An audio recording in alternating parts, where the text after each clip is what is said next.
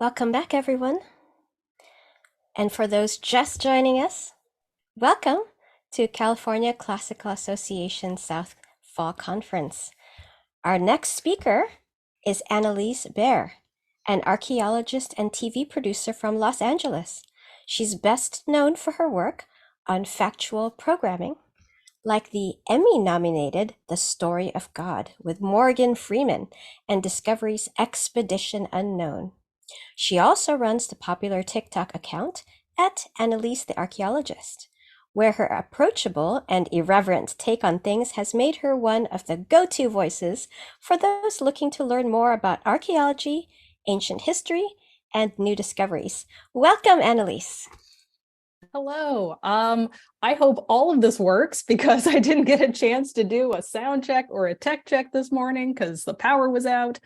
So we're just going to see what happens. All right. Let's see. Now the inevitable question. Let's see. I'm going to share my screen. Let me know if you can see it or if you can't see it, please. Let's see.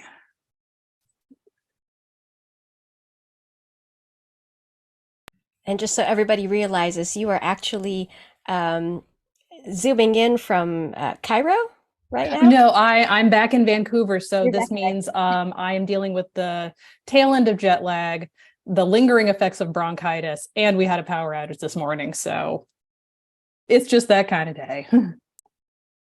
Let's see. Let me share my screen. Let's go to the desktop.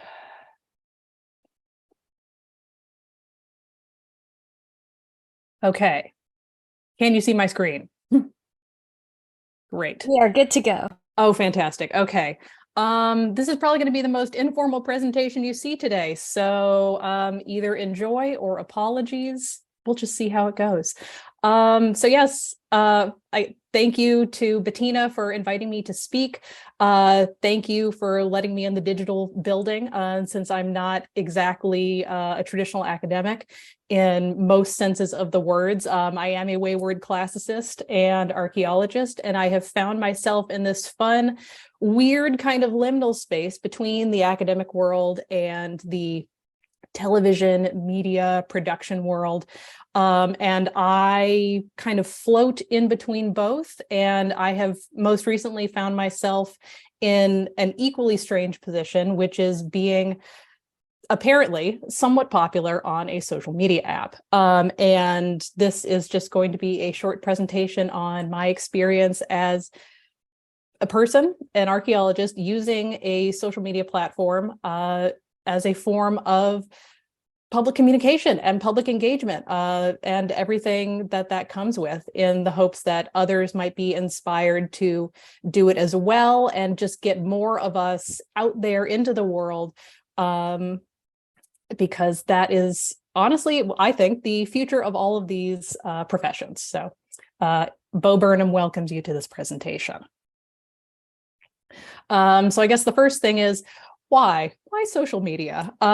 Most of us are on some manner of social media to begin with, whether it's Facebook, Twitter, Instagram, depending on your age, your technical abilities, or honestly, just your interest. I know a lot of people in this presentation, and I think I saw floating around as attendees, I know from Twitter. So there's a lot of academic folks on Twitter, and that's fantastic because that allows people from around the world to find each other, to connect, to talk. And it's fostered some really wonderful friendships and communities and opportunities for scholarship and public engagement. And that's great. We love it. And it is really for all of the reasons that I've listed here, which is honestly, first and foremost, information can be freely shared and accessed by anybody at any point. And that is the biggest plus for using social media as a form of public engagement when it comes to things like archaeology and classics. I will say that this is going to have a little bit more of an archaeology bent to it, but it can definitely be applied to classics and all of the many things that come in the world of classics. This presentation is also probably going to be a little bit on the shorter end just because this is the most talking that I've done in a week, and we'll see how much my body can handle. Social media as far as academic use is concerned, is very important because, as we know, we are living in this strange time where misinformation, disinformation, post-information, all of that is at an all-time high. And the thing that honestly applies to me the most is the fact that, as you can see on this graph, according to a 2018 survey by Chapman University, 57% of adults in America believe in ancient advanced civilizations and believes that things like Atlantis once existed, and they really are true and real things. And this is because of a variety of reasons. There has been a marked lack of media literacy that's taught in schools. And at this point, we as humans are exposed to so much information at once that we aren't really built to handle these sorts of things. So sometimes it sends people down strange and interesting paths. And there's really not that much to combat this misinformation. We think that being scholars and being academics and part of universities and institutions of learning, that that's what all of the work that we and you all are doing is for, right? Technically, yes, but there is an issue of access, and that is what is standing in the way of the general public learning the true and correct nature of things when it comes to things like history, historical topics, archaeology, and all of those other sorts of things. And just because there's aliens. According to a study from earlier this year, more Americans now believe in aliens than ever before. And that has a lot to do with where the information is coming from. The number one issue that I have encountered, and I'm sure you all are aware of this as well in your role as educators and even individuals, parents, or just humans alive today, is that information is paywalled and pseudoscience is free. And it's thanks to sources like I've listed here on this slide that people, individuals, the general public, are able to freely access the worst kind of pseudoscience and conspiracy information for free. It's out there. It's all out there, and it is being pushed directly at them by a number of sources. And the real information, the real scholarship is paywalled. So whether that is in the form of a news article from a legitimate news source like the LA Times or the New York Times, for example, or even academic information, textbooks, monographs, those are very, very expensive, and most average people don't know where to get them, nor can they afford them. Academic articles, paywalled, unless they are put out in an open source context. Most average humans aren't going to know that that information exists. They're not going to know where to find it, and they certainly can't pay for it. So they do a casual Google for something that they're interested in, and these are the sources that greet them, and that just sends them off down a terrible, terrible path, usually filled with aliens. So we can combat that with social media, because that puts information out into the world for people to see and engage with and learn from for free. There have been some recent studies done on the benefits and the use of social media as a form of science communication and public engagement and public outreach. This is a recent paper that was published by Dr. Gino Caspari, and he runs a very, very popular Instagram account, and he shares a lot of photos and helpful text in the form of the photo captions, talking about his life and his work as an archaeologist. He does a lot of really cool and exciting stuff. He's a member of the Explorers Club. So it really captures that, adventure and that romance and that drama that people come looking for when they think about archaeologists and what we actually do. That's definitely an exception, because most of my time spent as an archaeologist is inside, specifically in this room, which is my guest room / office at home. So we don't all spend our time outside in the field, in Land Rovers, climbing rocks, or doing other things like that. But in any case, he published this great paper. I highly recommend checking it out. This was put out, I think, mostly on academia.edu, so it's open source. Another fantastic use of the internet as far as public outreach is from the Göbekli Tepe team. and that is run by the German Archaeological Institute.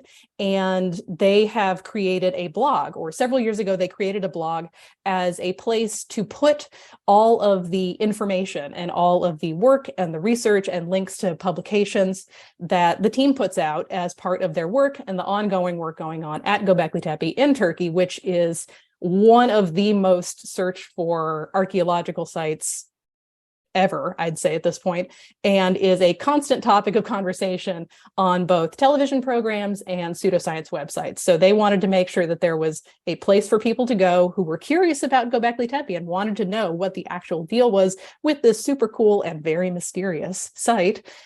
They just put it right there.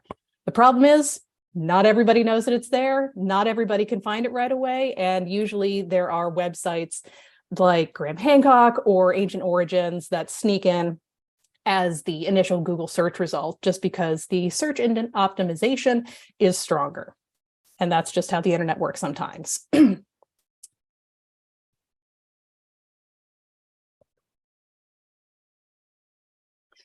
So, what is TikTok? I've been using this platform for, I think, about a year now, and it is perhaps one of the most omnipresent social media platforms at this point in time. It's a short form video hosting service, originally started as an app and a service in China, and business dealings have happened since then. And now it has exploded into the global phenomenon that we know and possibly hate today, depending on who you are, if you have students, if you have children. It's everywhere. You can't escape it. And I was definitely one of the more reluctant individuals when it came to dealing with this. I was not super excited about it. I was convinced that it was a app and just a social media thing for kids to do dances on, which is what it started as, but it has since transformed into something else. And that's what slowly led me to change my mind and set up an account.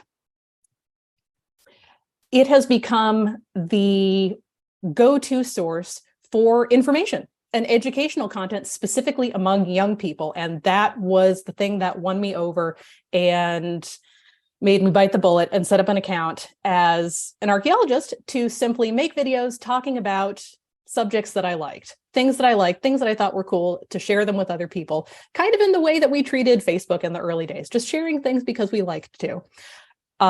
Classics and archaeology content on TikTok is incredibly popular. And the most popular form of that is Greek mythology, because we are now dealing with several generations of kids who have grown into young adults who lived, breathed, and died by those Percy Jackson novels. So we have a whole generation of teens and young adults who are primed and ready for classics content, which is super fun to see. Greek mythology is the number one thing I see floating around. Others include, but are not limited to, ancient Greek and Roman culture, talking about gods and goddesses and ancient religions in general. Again, this ties back into the sort of mythology popularity and the Percy Jackson influence on things. Other topics are, very simple, very short. Did you know, sharing of factoids and information. Experimental archaeology is very popular for archaeologists, talking about new discoveries, and of course, memes. How it works. It's very simple. The app actually has a robust recording and editing setup, so you can do everything you want to do in the app itself, or if you happen to have time and a little bit more experience with media creation, you can record things outside the app, edit them, and then just simply upload the video. But if you're like me and you do these sorts of things on your lunch break because you have a full-time job, you can do it all in the app. You can record a video on the fly, on the go. Video length can vary anywhere from 5 seconds to 10 minutes. You add captions, add a description, add hashtags so things can be searchable and findable, and then you post it. You send it out into the world and hope for the best. Videos then circulate via the For You page, as it's called, and then also through your follower feeds. So if people choose to follow you, like you would on Twitter or Instagram, same sort of thing. People that you follow, their content will pop up, and that's where you will see it. And again, like Instagram and Twitter, viewers can comment, like, save, share, favorite, all of those sorts of things, the videos that you create. So it's a similar experience. If you're already familiar with something like Twitter and Instagram, it just moves a bit more. Why it works, nobody knows. There is this mysterious entity, the algorithm, that governs how everything functions. We pretend to understand it. Nobody understands how it works. It is a constant topic of discussion within TikTok and without, of what the algorithm is, how it works, and why maybe your videos are seen by people one day and then not by another day. No one knows. It could also be witchcraft. Who knows? As with all things on social media, there are lots of pros and cons. The biggest pros, I think, are that it is a fantastic tool for public outreach and public engagement, and it directly reaches people who are interested in the topic that you are talking about, which is super cool. It is scholarship. There has been some recent discussion on Twitter as to what does and does not constitute scholarship, but I am firmly in this totally counts as scholarship camp. And that's just because that's what it is. You, as an individual, as a scholar, are putting in work, doing research, creating a presentation, and sharing it. So that totally counts. It allows your content to reach a very broad audience. Like the previous slide mentioned, there are 2 billion people who use this app. Now, whether or not your video will be seen by 2 billion people is an entirely different story. But it will be seen, and it will reach more people than you could have ever thought possible. Cons, of course, are basically anything and everything associated with being on the internet these days. So we have trolls, reply guys, unpredictability, interest and themes move so quickly. So you need to be able to keep up with what's going on. There is a bit of a learning curve. So if you're maybe not the most media savvy individual, it might take a minute to find your footing and figure out how you want to present yourself and present your content, your stuff. That is a thing that exists. It does require daily maintenance just because it's how it is. It's a weird little app like that. And then, of course, we also have to deal with outdated views of social media, which is something that I know a lot of my friends who are in academic institutions actively right now come up against on a daily basis. You know, department heads, deans, chairs of things who see scholars and professors using things like Twitter and social media as a waste of time. And that's not something that real scholars do. Whereas it is 2022. This is the way things are. This is the world that we live in. And so much good has come from scholars interacting on the internet and social media that it would be very silly to think that we can essentially go back to the 1950s when stuff like this didn't exist. So forward. And now, without further ado, this is what I've made. This is my TikTok profile. This is me. I am Annelise the archaeologist, and I have inexplicably found myself being apparently somewhat popular. This is weird for me because I am mostly an introverted individual. I like to mind my business on the internet, interact when I feel like it. And so to have this many people essentially perceiving me on a daily basis is a little weird, but the response has been enthusiastic and pretty overwhelmingly positive. So I guess I will keep doing this until it runs out. It's like any social media app. You create a username for yourself, put a little bio, and then you start making content. TikTok also provides you with analytics to see how your videos are doing. You can do the similar sort of thing on Twitter and just see, you know, what your reach is, where your stuff is going. And with TikTok, again, because of the mysterious algorithm, it changes on a daily basis. And this is where I'm at as of about Wednesday of this week. My viewership, my followers are about 80% female. It is primarily based in the US. And while TikTok itself does not provide information on ages, the ages of people who are following you, you can gather a lot from the comments. And from what I've seen, based on people who have left comments on my videos, It is anywhere from teens. I've gotten 15 and 16-year-olds in high school asking questions because they're interested in being an archaeologist, all the way to senior citizens, just older folks who are on social media because they want to be. It is a truly worldwide audience, even though the demographics say that it's primarily US-based. I've had people comment and say, you know, hi from a whole host of other countries, which is really cool and also a little bit crazy. And again, just shows you the power of the internet and social media. And then as far as interest level, it is everywhere from, you know, teens who are interested in ancient history and mythology, armchair enthusiasts to fellow peers in the industries, and everything in between. So it is the full spectrum of humanity, and that is another thing that makes it kind of cool. Here we have examples of successful content.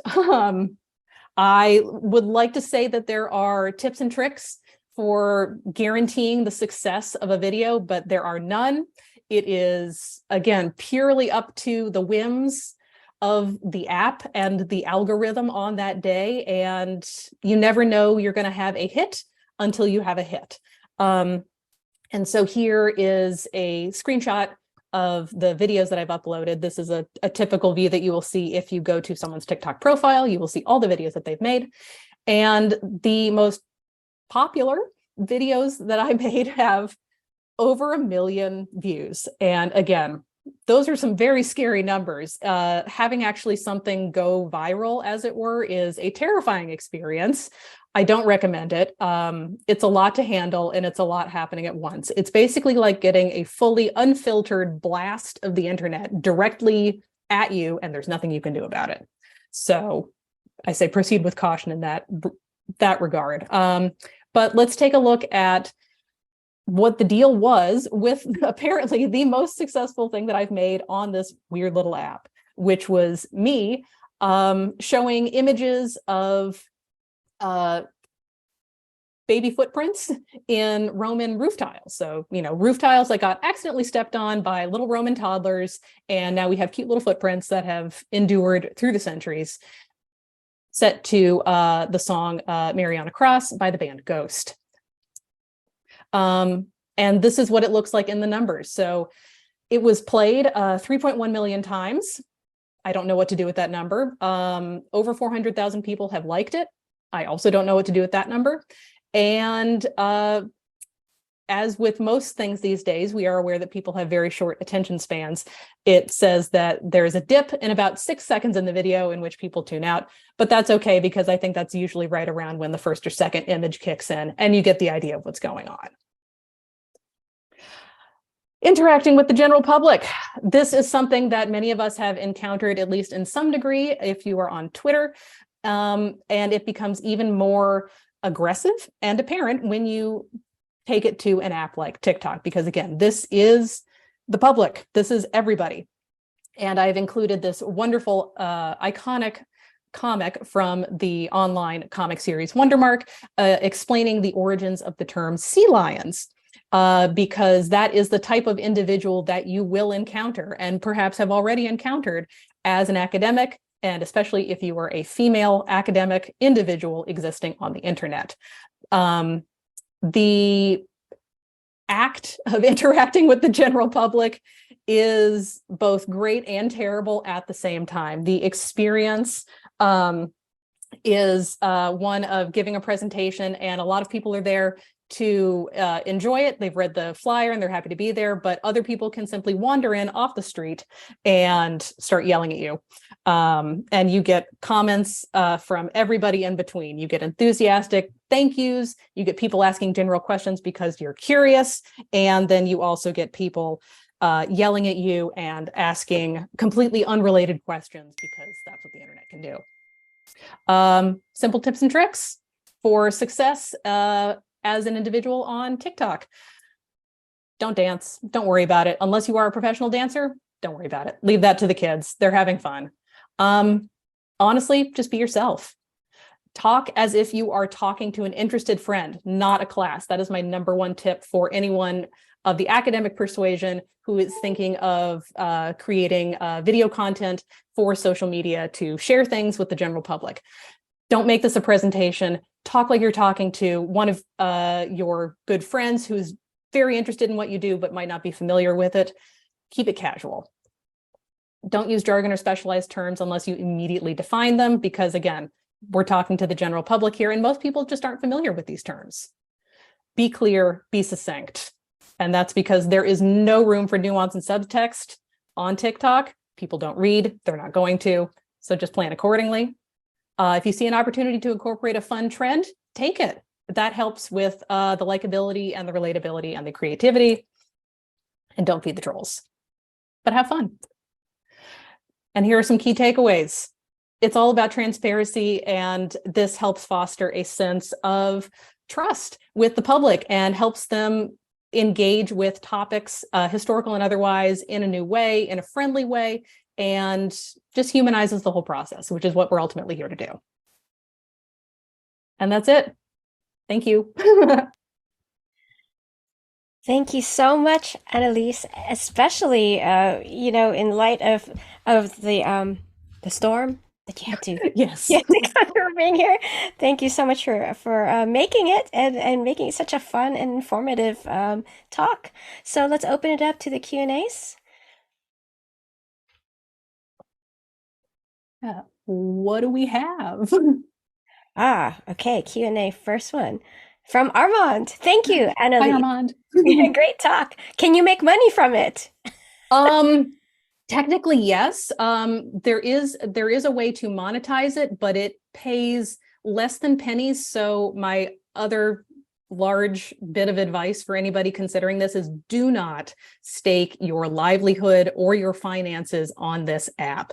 Do not do it, because there is no guarantee of how popular things will be. And unless your videos are getting multiple million views and likes, you will be getting paid. Since maybe less than 50 cents a video. So yeah.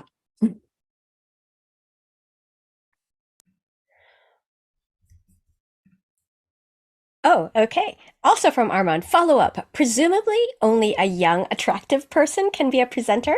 Incorrect. Everybody is welcome. There are, again, 2 billion people use TikTok, and that is 2 billion people of all different ages, backgrounds, experience levels, everything. Everybody is welcome. There are a number of mature individuals who have incredibly popular accounts on TikTok. One I can think of off the bat is there's an older gentleman, older, middle-aged, I guess, who runs a rare and used bookstore in Colorado. And he is one of the most popular people that I see on a regular basis.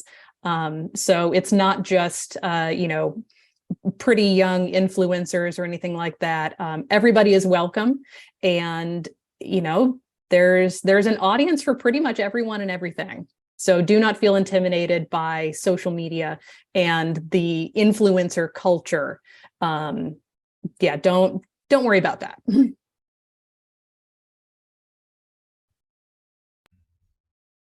Okay, 2 questions here. So first, Julian Mims, based on how the TikTok algorithm restricts views based on the user's viewed video history, do you think you're only reaching like-minded audiences, thereby limiting our ability to counter misinformation and reach audiences most in need of scholarly information?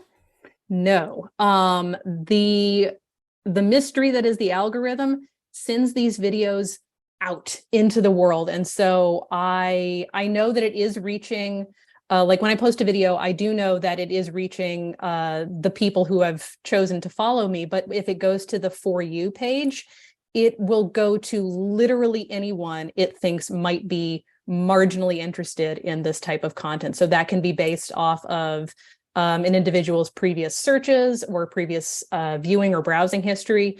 Sometimes it just shows up. So it legitimately reaches the broadest audience possible, which is kind of cool. Okay, next question here from Rasaba Chambi. How much time do you spend on an average altogether on this app every day?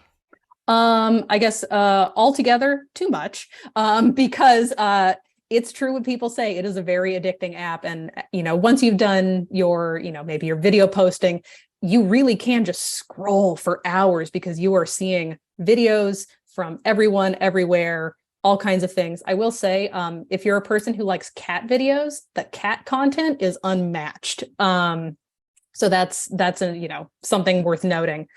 It's everything. It's let's see. So as far as like video production time, I will usually spend anywhere from 5 to maybe 30 minutes, depending on how much time I have. I typically make little videos during my lunch break during the workday. I treat this as a job, just to help compartmentalize things and also just to keep myself sane.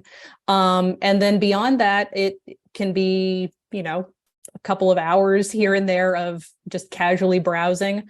I am a chronically online millennial, and since I work from home all day, I'm in front of computers and phones all day, so it's all just kind of right there. So yeah. There are a couple of questions here. One Yes. from Katie is this is from the chat. Is it Mm. necessary to post every day or once a week? What is that dynamic of success? That's a great question. There are people who will tell you that you need to post every day or multiple times a day. Honestly, it's up to you. I'd say do what feels right and what feels best for you, not what the app or like social media experts are saying, because that's the number one way to drive yourself insane. I usually post regularly every other day. Again, I try to treat this like work. So I schedule it within my work day. If I have something to say, I'll make a video. So lately I've been posting every day, and that's because I had a bunch of video drafts, as it were, kind of waiting in the wings based on some stuff I filmed while I was in Egypt. So it's been very easy to just, polish those up, put some captions on and hit send. But I usually do every other day. Some people do every day. Some people do once or twice a week. It's all up to you. And now we have two questions here, one from chat and then one from Q&A that I can see. And so you can, as we're running out of time here, I'll just read them out and then you could just answer. But I Go just for it. wanted the audience to hear it. One is from Owen Doonan, who is our next speaker. Do you comment on your own work or on stuff generally out there? With a follow-up question, how appropriate is this platform for a scientific project? And then Armand's question from the Q&A, do you ever get upsetting negative feedback? So you can address whichever one, and then we'll... I can address both. The answer is yes. Yes, I do comment on my own videos. Usually I'll spend a couple of minutes hanging around after I've posted a video to answer questions, because people will usually comment with questions or you can put a little heart next to comments that you like, and that's something that actually increases the reach and the spread of a video. So I will usually hang around for a little bit depending on my schedule and how much time I have, or even just my interest, and comment on things, answer questions here and there as I'm able, and then just sort of let the video go do its thing. It is so appropriate for scholarly pursuits, because not only does it get your interest and your information out there, it shares it with people who might not have seen it otherwise, and it also allows you to find and connect with fellow scholars, and that leads to new opportunities and collaborations, and that's super cool. And yes, upsetting negative feedback happens on a daily basis because it's the internet and because I'm a woman who dares to exist on the internet. And for that, honestly, just block. Liberal use of the block button is really all you need, because like I mentioned in some of the slides, you're going to get trolls, you're going to get reply guys, you're going to get people being rude because it's the internet. So just keep yourself and your peace of mind as the most important thing. And if people start leaving rude comments, block them. Thanks again so much, Annelise. And fabulous. Everybody hang in there. We'll take a 3-minute break and then we'll come to our final speaker today, Owen Doonan. So stay tuned. Bye again, and thank you.